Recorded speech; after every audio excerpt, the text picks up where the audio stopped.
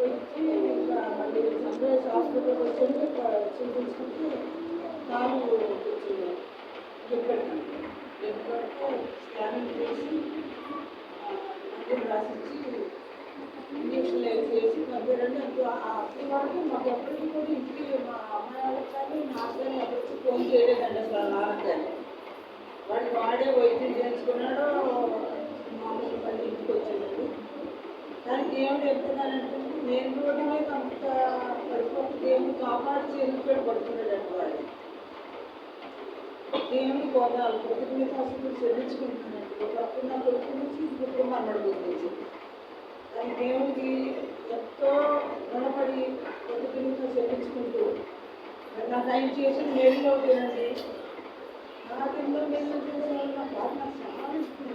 మొదటి నుంచి దేవుడు అనుకున్నప్పటి నుంచి నాకు మేలు చెప్తూనే ఉన్నాడు దేవుడు.